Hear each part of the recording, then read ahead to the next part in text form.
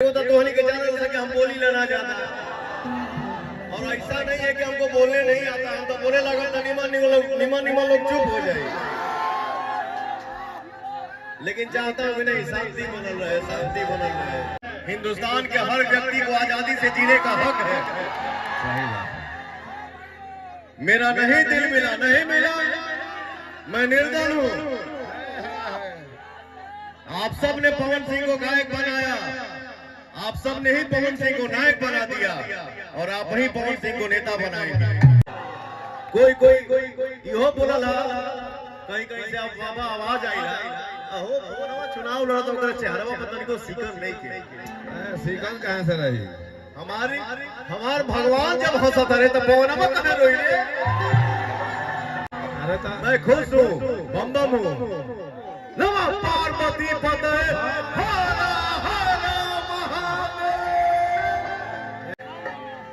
अब बाकी निष्कासित की बात जहां तक है,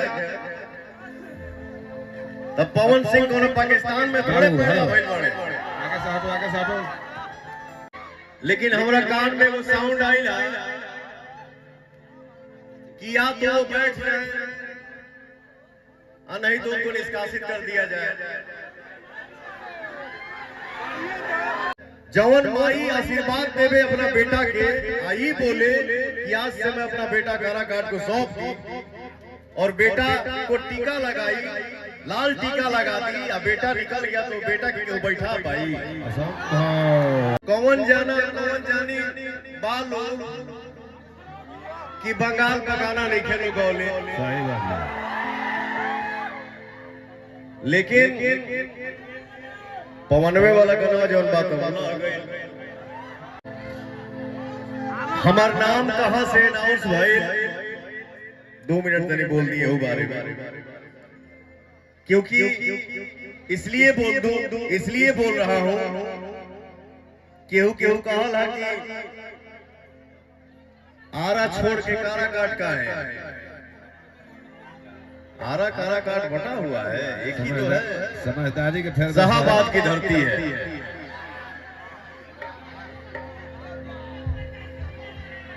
हमार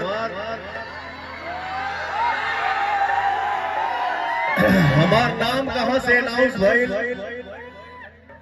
हिंदुस्तान के भोजपुरी के कलाकार होकर चाहे हिंदी के कलाकार होकर, कौन जानी बालो कि बंगाल का गाना नहीं खेलो गौले, सही बात है।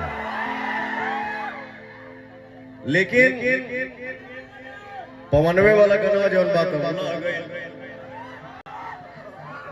हमारे गाना के पता ना कौना शक्ति से जुड़े लगल तो भैया हो, समय कोई भी हो, सिचुएशन कैसा भी हो, मैं चाहता हूं कि कोई भी काम खुशी हो, किसी भी काम में विघ्न ना हो, कलह ना हो। तो मैं जैसे इज्जत से पाया वैसे ही इज्जत से वापस कर दिया। लीजिए, इसके बावजूद भी मैं सबका सम्मान करता हूं। हम केहू का नाम ना ले, मैं नहीं चाहता हूं कि कंट्रोवर्सी हो, नहीं क्या जरूरत है, किसी भी बात का मतंगड़ बने,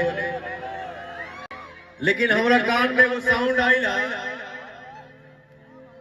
कि या तो वो बैठ जाए और नहीं तो उनको निष्कासित कर दिया जाए।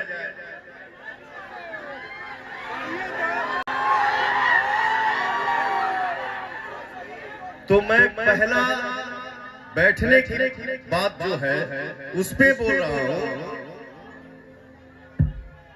कि माई के आशीर्वाद लेके जब बेटा घर से निकलल होके, सब माइंड से हम पूछा था नहीं, साथ दिया जा। जवन माई आशीर्वाद देवे अपना बेटा के, आई बोले कि आज से मैं अपना बेटा कारागार को सौंप दी, और बेटा को टीका लगाई, लाल टीका लगा दी, अब बेटा निकल गया तो बेटा के क्यों बैठा भाई। हाथ उठा के बोला सरे हमार माई, असंभव। हाँ,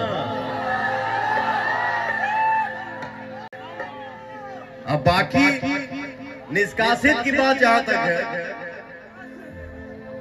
तब पवन सिंह को पाकिस्तान में थोड़े पैदा भइल बाड़े आगे से हटो कि काराकाट से चुनाव लड़े आ गई।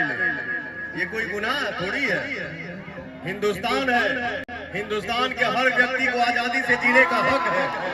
सही बात। मेरा नहीं दिल मिला, नहीं मिला, मैं निर्दल हूं। आप सब ने पवन सिंह को गायक बनाया, आप सब ने ही पवन सिंह को नायक बना दिया और आप ही पवन सिंह को नेता बनाएंगे।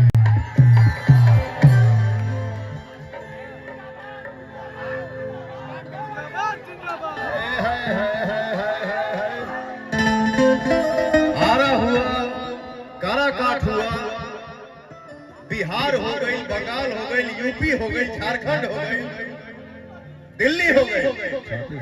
आज आपने पवन को वो आशीर्वाद दिया है कि आज के डेट में पवन किसी एक स्थान का बेटा नहीं है, पूरे हिंदुस्तान का बेटा है। सही बात है, सही बात है।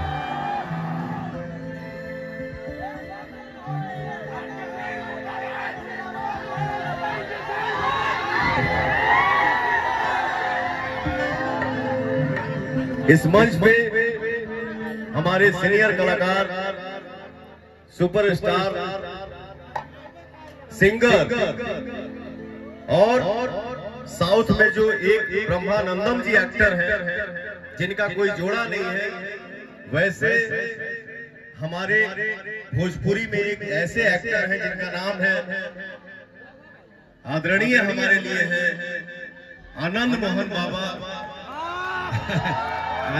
आनंद मोहन जो एक्टिंग की दुनिया में आपका कोई भोजपुरी में जोड़ा नहीं है। सिंगल पीस हो, सिंगल पीस थे और सिंगल पीस रहोगे। आनंद मोहन देखिए, एक बेटा बोल रहा है एक बेटे के लिए और पीछे से माँ का आशीर्वाद आपको मिल रहा है। सही बात। प्रेम से बोलिए सच्चे दरबार के। तो धोनी के चैनल से कि हम बोली लेना चाहता है और ऐसा नहीं है कि हमको बोलने नहीं आता, हम तो बोले लगा तो निमन लोग चुप हो जाए, लेकिन चाहता हूँ कि नहीं, शांति बनल रहे, शांति बनल रहे। चाहे तो तू बात बोल के तो खुश हो जाओ, हम चुपे बात। आइए हमारी जो जनता है, जो हमारे लिए भगवान है, कभी कभी कोई कलाकार के मुंह से पवन सिंह सुना है, ये भी बात कमेंट पढ़े के टाइम बाद, कमेंट पढ़ने का टाइम है। लेकिन पवन एक ऐसा कलाकार है जो आपका भाई और बेटा है। जो गाड़ी में बैठता हूँ, कहीं जाता हूँ, तो मैं अपने सारे इंस्टा का या गाना का सारा कमेंट पढ़ता हूँ और वो कमेंट पढ़ के मैं संतुष्ट हो जाता हूँ। तो मैं सोचता हूँ मुझे बोलने की जरूरत क्या है। हमारे भाई में सब बोल के हमको आखा देते हैं।